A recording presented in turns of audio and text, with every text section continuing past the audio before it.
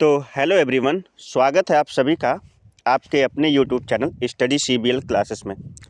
दोस्तों, इससे पहले की जो प्रीवियस वीडियो थी उसमें हमने संसद के बारे में जो है चर्चा किया था। संसद के कितने सदन होते हैं, लोकसभा, राज्यसभा और राष्ट्रपति के बारे में बहुत ही विस्तृत तरीके से आपको बताया था। और आज की इस वीडियो में हम चर्चा करेंगे देश के प्रधानमंत्री और राज्यों के मुख्यमंत्री के विषय में। यकीनन आज की वीडियो भी उस दिन की वीडियो की तरह एक बहुत ही ज़्यादा लाजवाब वीडियो है, जो आपको कॉम्पिटिटिव एग्जाम और बोर्ड परीक्षाओं से संबंधित बहुत सारी जानकारी देकर जाएगी। तो अगर चैनल पर आप नए हैं तो चैनल को सब्सक्राइब कर लीजिए, वीडियो को लाइक करिए और ज़्यादा से ज़्यादा शेयर करिए। तो आइए इस सेशन को शुरू करते हैं। इस मल्टीपल चॉइस क्वेश्चन के साथ जितने भी ऑप्शन हमको लगेंगे कि आपको इसके बारे में बहुत एक्स्ट्रा बताना है तो ज़रूर बताएँगे हम। आप बस वीडियो पे शुरू से अंत तक बने रहिए। चलिए देखते हैं, और थोड़ा फास्ट चलेंगे क्योंकि समय की अपनी सीमाएं हैं। यहाँ से शुरू नहीं है ये दोस्त।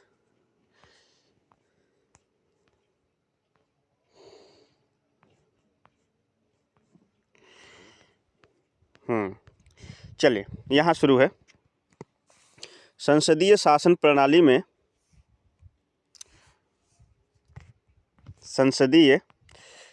प्रणाली में वास्तविक कार्यपालिका शक्ति किसके पास निहित होती है? तो संसदीय शासन प्रणाली में वास्तविक कार्यपालिका जो होता है, जो कार्य करता है, एक बात आपको समझा दे, कहानी के थ्रू समझिए। जैसे मानिए कि यहाँ पे किसी परिवार में जो बूढ़े दादाजी हैं वो मुखिया हैं, उनका एक बेटा है यहाँ पे, और बेटा जो है नौजवान है। बेटा अपनी जिम्मेदारियों को समझता है, इसलिए घर के सारे काम जो है, सारी जिम्मेदारियाँ उसके ऊपर है। लेकिन इसे जब कोई काम करना पड़ता है बेटे को, तो सलाह लेने किसके पास जाता है? अपने दादाजी के पास, क्योंकि उन्होंने उससे ज़्यादा दुनिया देखी है। यही स्थिति है देश में। ये बेटा जो होता है ये प्रधानमंत्री है और पिता जो होता है वो राष्ट्रपति है। ठीक है, यानी प्रधानमंत्री को कोई भी कार्य करना पड़ता है तो कार्यकारिणी प्रमुख तो प्रधानमंत्री है, लेकिन सलाह जो जिससे लेने जाता है, जिससे सलाह लेने जाता है, वो है कौन? राष्ट्रपति। उम्मीद करता हूँ समझ में आया होगा। और यही स्थिति राज्यों में मुख्यमंत्री ये है, और ये कौन है? राज्यपाल है। राज्यपाल। तो मुख्यमंत्री को कोई कार्य करना होता है तो वह सलाह लेने किसके पास जाता है? वो सलाह लेने जाता है राज्यपाल के पास। तो राज्य का प्रमुख राज्यपाल होता है और जो है केंद्र का प्रमुख राष्ट्रपति होता है, देश का प्रमुख राष्ट्रपति होता है। ठीक है, इतनी बात आपको समझ में आ गई। उम्मीद करता हूँ बेहतर समझ में आई होगी। चलिए शुरू करते हैं। कह रहा कि संसदीय शासन प्रणाली में वास्तविक कार्यपालिका शक्ति निहित होती है। तो किसमें निहित होती? कार्यपालिका की शक्ति है ना, तो वो जाहिर सी बात है वो प्रधानमंत्री तथा मंत्रिपरिषद के पास क्या होगी? निहित होगी कार्यपालिका की शक्ति। आगे बढ़ते हैं। देश के पहले प्रधानमंत्री कौन थे? सभी लोग जानते हैं, बच्चा बच्चा जानता है। देश के पहले प्रधानमंत्री थे पंडित जवाहरलाल नेहरू। कौन थे? कितना छोटा सा क्वेश्चन पूछा ना। देश के पहले प्रधानमंत्री कौन थे? पंडित जवाहरलाल नेहरू। वर्तमान प्रधानमंत्री कौन है? श्री नरेंद्र मोदी जी हमारे देश के वर्तमान जो है प्रधानमंत्री हैं, और ये लगातार दूसरी बार है। ठीक है, आगे बढ़े। अगला है कि संघीय मंत्रिपरिषद का कार्यकाल कितना होता है? तो संघीय मंत्रिपरिषद का जो कार्यकाल होता है वो कितने वर्ष का होता है? 5 वर्ष का होता है। संघीय यानी प्रधानमंत्री का जो कार्यकाल होता है वो कितने वर्ष का होता है? वो 5 वर्ष का होता है। प्रधानमंत्री की नियुक्ति कौन करता है? तो प्रधानमंत्री की नियुक्ति वैसे तो ये जो है मतदान के द्वारा चुनकर जाते हैं, लेकिन इनकी नियुक्ति करने, इसके पद पर जो इन्हें आसीन करता वो होता है राष्ट्रपति। कौन होता है? राष्ट्रपति। भारत का प्रधानमंत्री किसके प्रति उत्तरदायी होता है? मतलब भारत का प्रधानमंत्री किससे सलाह लेता है सारे काम और किसके प्रति उत्तरदायी होता है? तो जो देश का मुखिया होगा ना, उसी के प्रति जो है भारत का प्रधानमंत्री क्या होगा? उत्तरदायी होगा। वो होते हैं राष्ट्रपति। भारत का प्रधानमंत्री जो है राष्ट्रपति के प्रति क्या होता है? उत्तरदायी होता है। ठीक है, आगे बढ़े। चलिए अगला क्वेश्चन है, प्रधानमंत्री किसकी अध्यक्षता करता है? तो प्रधानमंत्री लोकसभा की, राज्यसभा की, केंद्रीय परिषद की या संसद की? तो प्रधानमंत्री जो होता है वो हमेशा केंद्रीय परिषद की क्या करता है? अध्यक्षता करता है। किसकी करता है? केंद्रीय परिषद की। केंद्रीय मंत्रिपरिषद सामूहिक रूप से किसके प्रति उत्तरदायी होता है? वो लोकसभा के प्रति क्या होता है? उत्तरदायी होता है। केंद्रीय मंत्रिपरिषद जो है लोकसभा के प्रति क्या होता है? उत्तरदायी होता है। ठीक है, उसके बाद प्रधानमंत्री को विश्वास प्राप्त होना चाहिए। किससे विश्वास प्राप्त होता है प्रधानमंत्री को? तो अपने पद पर बना रहता है। लोकसभा से अगर उसे विश्वास प्राप्त होगा ना तो अपने पद पर त्यों का त्यों बना रहेगा। योजना आयोग, जो इसका नाम अब बदलकर जो है नीति आयोग रख दिया गया, उसके अध्यक्ष कौन होता है? तो योजना आयोग जो होता है, जो अब बदलकर नीति आयोग रख दिया गया है, इसका अध्यक्ष वही होगा जो वर्तमान समय में क्या होगा, देश का प्रधानमंत्री होगा। यहाँ पे लिखा गया साफ साफ केंद्र सरकार द्वारा सन 2014 में लिए गए निर्णय के अनुसार योजना आयोग के स्थान पर इसका नाम बदलकर नीति आयोग का गठन किया गया है और इसका अध्यक्ष जो होगा वो वर्तमान समय का क्या होगा, प्रधानमंत्री होगा। तो वर्तमान समय में आपकी योजना आयोग या नीति आयोग के जो अध्यक्ष हैं वो कौन है? श्री नरेंद्र मोदी जी हैं, क्योंकि वही हमारे देश के वर्तमान क्या है, प्रधानमंत्री। भारत के प्रथम गैर कांग्रेसी प्रधानमंत्री थे, यानी भारत के प्रथम गैर कांग्रेसी प्रधानमंत्री कौन थे? तो भारत के प्रथम गैर कांग्रेसी प्रधानमंत्री थे मोरारजी देसाई, और वर्तमान समय में भी गैर कांग्रेसी प्रधानमंत्री है, कौन है? श्री नरेंद्र मोदी। और इससे पहले जो है कांग्रेसी थे वो कौन थे? श्री मनमोहन सिंह। उससे पहले जो थे वो थे अटल बिहारी वाजपेयी जी, गैर कांग्रेसी थे, क्योंकि ये भारतीय जनता पार्टी से आते हैं, ठीक है, कांग्रेस पार्टी से तो आते नहीं थे। आगे चलते हैं। संसद की सदस्यता प्राप्त किए बिना कोई भी व्यक्ति कितने समय तक प्रधानमंत्री पद पर बना रहता? किसी भी पद के लिए पूछे, अगर वो उसके पास संसद की सदस्यता नहीं है, यानी कहने का मतलब मतदान से नहीं या इमरजेंसी में पद पर रखा जाएगा, तो वह शासन को कितने महीने तक चला सकता है? तो केवल 6 माह तक जो है क्या कहता है, अपने पद पर बना रहता है। इसके बाद जो है केंद्र सरकार को या राज्य सरकार को, जिसको भी आप रख रहे हो ना, उसको दोबारा चुनाव कराना ही पड़ेगा। तो 6 माह तक ये अपने क्या पद पर बना रह सकता है। आगे चलते हैं। किस प्रधानमंत्री का कार्यकाल सबसे कम था? तो वो था चरण सिंह जी का कार्यकाल बहुत कम था, लगभग 7 महीने के आसपास के प्रधानमंत्री थे ये, उस चरण सिंह, ठीक है। आगे चलते, चौधरी चरण सिंह का पूरा नाम था। श्रीमती इंदिरा गांधी कब प्रधानमंत्री? भारत की पहली महिला प्रधानमंत्री, और मैं कहूँ तो अब तक भी वही हैं, अंतिम महिला प्रधानमंत्री हैं, क्योंकि इसके बाद तक कोई प्रधानमंत्री महिला प्रधानमंत्री नहीं बनी। तो श्रीमती इंदिरा गांधी जी भारत की प्रधानमंत्री बनी सन 1966 ईस्वी, 1966 में। 1966 ईस्वी में क्या बनी? भारत की पहली महिला प्रधानमंत्री बनी। हाँ, एक बात और फैक्ट आपको बताता हूँ कि भारत की पहली महिला राष्ट्रपति और अब तक की अंतिम महिला राष्ट्रपति भी कौन हैं? ये हैं श्रीमती प्रतिभा देवी सिंह पाटिल, जो भारत की पहली और अब तक के लिए अंतिम महिला राष्ट्रपति थी, ठीक है। आगे बढ़ते हैं। लाल बहादुर शास्त्री की मृत्यु किस नगर में हुई थी? तो आपने गाना सुना होगा कि छीन छीन देश का गुलाब ले गया और ताशकंद में वतन का लाल सो गया। तो ताशकंद में जो वतन का लाल सो गया, ये लाइन जो हम गाते हैं ना, ये होता है किसके ऊपर? ये होता है श्री लाल बहादुर शास्त्री जी के ऊपर, क्योंकि उनकी मृत्यु जो है ताशकंद समझौते के पास हस्ताक्षर करने के बाद हुई थी ना। भारत के 2 बार कार्यवाहक प्रधानमंत्री कौन है? कार्यवाहक प्रधानमंत्री को कहते हैं इमरजेंसी जो है prime minister. Emergency prime minister वो प्राइम मिनिस्टर होता है जब प्राइम मिनिस्टर या तो अचानक जो है किसी प्रधानमंत्री की मृत्यु हो जाती है या कोई प्रधानमंत्री अपने पद से इस्तीफा देता है, तो उस समय अचानक में जो है जिसे प्रधानमंत्री बनाया जाता है कुछ समय के लिए कि शासन प्रणाली को चलाने के लिए, उसे कहते हैं कार्यवाहक प्रधानमंत्री। तो वो रहे गुलजारी लाल नंदा, जो है भारत के 2 बार कार्यवाहक प्रधानमंत्री बने रहे, ठीक है। आगे बढ़ते हैं। आते हैं अब राज्य में, ठीक है। राज्य में आ जाते हैं। अब तक हम केंद्र में थे, अब हम राज्य में आ गए हैं और राज्य सरकार की बात करेंगे। स्पेशली हम यहाँ उत्तर प्रदेश की बात करेंगे। उत्तर प्रदेश का हमने जो है इस प्रदेश में हम आ चुके हैं। तो यहाँ पे देखते हैं राज्य की कार्यपालिका का प्रधान संवैधानिक प्रमुख मुखिया कौन होता है? जैसे केंद्र की कार्यपालिका ना, वह केंद्र का जो है मुखिया था राष्ट्रपति, उसी प्रकार से राज्य का मुखिया कौन होता है? राज्यपाल होता है। आपके मन में कई बार आएगा कि मुख्यमंत्री होता, नहीं, मुख्यमंत्री जो है कार्यकारिणी प्रमुख होता है। मुख्यमंत्री सारे कार्य करता, लेकिन राज्य का प्रमुख तो राज्यपाल ही है। कौन है? राज्यपाल। आप राज्यपाल का नाम कम सुनते होंगे, देश में राष्ट्रपति का नाम कम सुनते होंगे, प्रधानमंत्री ज़्यादा चर्चा में रहते होंगे, राज्यपाल कम चर्चा में रहते होंगे, जबकि मुख्यमंत्री ज़्यादा चर्चा में रहते होंगे। कारण यही है, जो कार्य करेगा वही तो चर्चा में रहेगा ना। तो मुख्यमंत्री सारे कार्य करता है, लेकिन किससे सलाह लेकर करता है? सलाह लेता है राज्यपाल से। और यहाँ पर प्रधानमंत्री सारे कार्य करता है और सलाह किससे लेता है? राष्ट्रपति से, ठीक है।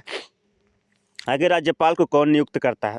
तो राज्यपाल जो नियुक्त किया जाता है वो राष्ट्रपति के द्वारा नियुक्त किया जाता है और उसी के प्रति उत्तरदायी भी होता है। राज्यपाल जो है राष्ट्रपति के प्रति उत्तरदायी भी होता है, क्योंकि वह राष्ट्रपति द्वारा क्या किया जाता है, नियुक्त किया जाता है, चुना जाता है। राज्यपाल का कोई चुनाव नहीं होता है, ठीक है ना। राष्ट्रपति जिसको चाहता है उसे जो है किसी राज्य का, एक राज्य या एक से अधिक राज्यों के राज्यपाल एक ही हो सकते हैं, ठीक है। जैसे कोई राज्य छोटा है और 2 राज्यों को मिला करके भी एक राज्यपाल होते हैं, ठीक है।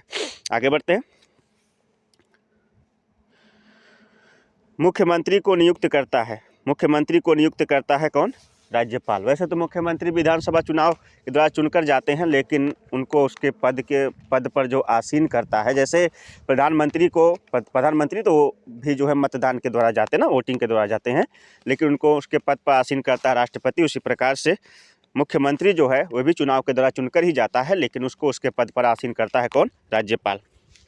उसके बाद है राज्यपाल निम्नलिखित में से किसके प्रति उत्तरदायी है। तो राज्यपाल जो है किसके प्रति उत्तरदायी होता है, जो उसे उसके पद पे आसीन करता है राज्यपाल को, वो है राष्ट्रपति के प्रति। राष्ट्रपति के प्रति क्या करता है, वह उत्तरदायी होता है और मुख्यमंत्री का सलाहकार होता है। राज्यपाल का कार्यकाल कितना होता है।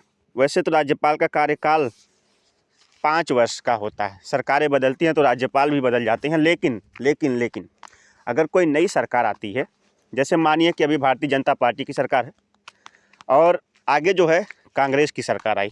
उत्तर प्रदेश के वर्तमान जो राज्यपाल हैं, मान लीजिए उत्तर प्रदेश के राज्यपाल हुए राम नाईक जी, जो कि भारतीय जनता पार्टी में राज्यपाल अपने पद पर बने हुए हैं। योगी आदित्यनाथ से उनकी अच्छी बैठ रही है, इसलिए राज्यपाल, सॉरी मैं क्या बोल रहा हूँ, इस तरह से आप समझिए कि जो इस वर्तमान राष्ट्रपति हैं कौन है, रामनाथ कोविंद जी। रामनाथ कोविंद जी को राम नाईक जी से कोई दिक्कत नहीं है, वो राज्यपाल अपने पद पर रहें, ठीक है। तो वो 5 साल तक जो है रामनाथ कोविंद भी रहे और जो है राम नाईक जी भी क्या रहे, राज्यपाल रहे, ठीक है। लेकिन सरकारें चेंज हो गई, मान लीजिए अब आ गई कांग्रेस सरकार। तो कांग्रेस सरकार में कोई नए राष्ट्रपति बने और जब उन्होंने देखा कि उत्तर प्रदेश के राज्यपाल तो श्री राम नाईक जी हैं और राम नाईक जी से उनको जो राष्ट्रपति बने हैं उनको कोई दिक्कत नहीं है, तो फिर राम नाईक जी अपने पद पे निरंतर बने रह सकते हैं, क्योंकि राज्यपाल का जो कार्यकाल होता ना, कार्य समय होता है ना, वो क्या होता है, राष्ट्रपतियों के पदेन या प्रसाद स्वरूप होता है। राष्ट्रपति जब तक चाहेगा राज्यपाल अपने पद पर बना रहेगा। लेकिन आपसे प्रश्न पूछता है कि राज्यपाल का कार्यकाल कितना होता है, तो लिखिएगा 5 वर्ष ही होता है, लेकिन वह राष्ट्रपति के जो है मतानुसार जब तक चाहेगा तब तक जो है कोई भी राज्यपाल अपने पद पर बना रह सकता है, ठीक है। इस तरह से उम्मीद करता हूँ समझ में आया होगा। आगे बढ़ते हैं। जो मुख्यमंत्री है उसकी आयु कम से कम कितनी होनी चाहिए। मुख्यमंत्री बनने के लिए कम से कम आयु कितनी होनी चाहिए। तो मुख्यमंत्री बनने के लिए कम से कम आयु उतनी होनी चाहिए जितना कि एक लोकसभा सदस्य की आयु होती है। लोकसभा का सदस्य बनने के लिए कितनी आयु मैंने पढ़ाया था 25 वर्ष। तो 25 वर्ष जो है मुख्यमंत्री बनने के लिए आयु होनी चाहिए, ठीक है, किसी भी राज्य का मुख्यमंत्री बनने के लिए। आगे चलते हैं। राज्य मंत्रिमंडल की बैठकों की अध्यक्षता कौन करता है। तो राज्य मंत्रिमंडल की बैठकों की अध्यक्षता करता मुख्यमंत्री, ठीक है। और जो मुख्यमंत्री है पूछ रहा है वो किसके प्रति उत्तरदायी होता है। तो मुख्यमंत्री जो है हमेशा विधानसभा के प्रति, राज्यपाल मत मार दीजिएगा, राज्यपाल मत मारिएगा, ठीक है ना। मुख्यमंत्री जो है विधान सभा के प्रति क्या होता है, उत्तरदायी होता है। वो यूपी में विधानसभा चुनाव होने वाले हैं ना, तो देखते हैं कौन हमारा नया मुख्यमंत्री बनता है या पुराने ही रह जाते हैं, ये तो आगे की बात है। राज्य विधानमंडल की बैठकों की अध्यक्षता कौन करता है। राज्य विधानमंडल बैठकों की अध्यक्षता कौन करता है, मुख्यमंत्री। मुख्यमंत्री किसके प्रति उत्तरदायी होता है, तो विधानसभा। अभी हमने सारी बातें बताई। हाँ, राज्यपाल के लिए, राज्यपाल बनने के लिए न्यूनतम कितनी उम्र होनी चाहिए। तो जो भी मैंने आपको पढ़ाया था, राष्ट्रपति बनने के लिए जितनी उम्र चाहिए ना, उतना ही उम्र चाहिए राज्यपाल बनने के लिए भी। एक एक्सपीरियंसेबल इंसान ही जो है राज्यपाल और जो है राष्ट्रपति बन सकता है, ठीक है। तो कम से कम 35 वर्ष की आयु जो है, 35 वर्ष की आयु होनी चाहिए। राज्यसभा के लिए 30 वर्ष, लोकसभा के लिए 25 वर्ष और राष्ट्रपति के लिए 35 वर्ष और राज्यपाल के लिए उम्र भी कम से कम कितनी होनी चाहिए, 35 वर्ष होनी चाहिए राज्यपाल बनने के लिए। और अधिकतम उम्र कुछ डिसाइड नहीं है, ठीक है, रिटायरमेंट की कोई। राज्य मंत्रिपरिषद किसके प्रति सामूहिक रूप से उत्तरदायी होता है। राज्य मंत्रिपरिषद पूरा का पूरा जो सामूहिक रूप से किसके प्रति उत्तरदायी होता है, राज्य विधानमंडल के प्रति सामूहिक रूप से क्या होता है, उत्तरदायी होता है।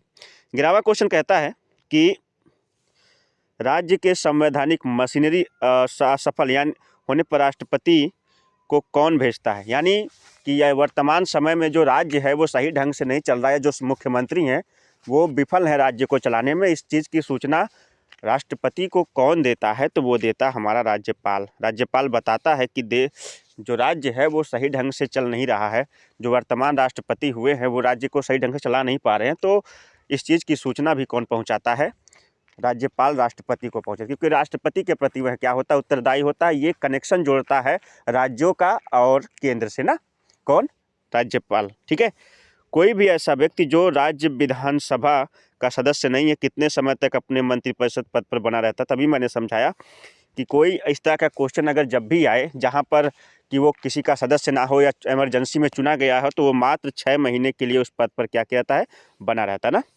राज्यपाल को उसके पद से कौन हटा सकता है, तो राज्यपाल भाई जो उसके पद पर रखता है, आसीन करता, वहीं उसको हटा सकता है। तो राष्ट्रपति राज्यपाल को उसके पद से क्या कर सकता है, जब चाहे हटा सकता है। ठीक है, उत्तर प्रदेश का वर्तमान मुख्यमंत्री कौन है, तो ये बुक थोड़ी पुरानी थी, इसमें जो ऑप्शन थे वो पुराने ऑप्शन थे, मैंने काट के लिखा है। सोनिया गांधी जी तो कभी मुख्यमंत्री थी ही नहीं, सुश्री मायावती, अखिलेश यादव जी, मुलायम सिंह यादव और योगी आदित्यनाथ। तो योगी आदित्यनाथ वर्तमान समय में क्या है, उत्तर प्रदेश के मुख्यमंत्री हैं, और इससे पूर्व मुख्यमंत्री थे श्री अखिलेश यादव, है ना, अखिलेश यादव थे, और अखिलेश यादव लगातार 2 बार थे, उससे पहले जो है जो थी सुश्री मायावती जी थी। इस प्रकार से उत्तर प्रदेश की राजनीति जो है चल रही थी। ठीक है, तो आपसे मेरा एक प्रश्न है कि वर्तमान समय में उत्तर प्रदेश का राज्यपाल कौन है, वर्तमान समय में उत्तर प्रदेश का राज्यपाल कौन है, इस क्वेश्चन का आंसर कमेंट बॉक्स में लिखकर बताइएगा। मैं आपके कमेंट ज़रूर पढ़ता हूं और कोशिश करता हूं कि सभी कमेंट्स का रिप्लाई भी दे सकूं। तो मिलते हैं एक नई वीडियो के साथ, लेकिन क्वेश्चन वहीं पर ठहरा है कि कमेंट बॉक्स में लिखकर जरूर बताइएगा कि उत्तर प्रदेश का वर्तमान राज्यपाल कौन है। मिलते हैं एक नई वीडियो के साथ, तब तक के लिए आप सभी को नमस्कार, बाय बाय, जय हिंद। वीडियो को लाइक करिए, सब्सक्राइब करिए, ज़्यादा से शेयर करिए। धन्यवाद।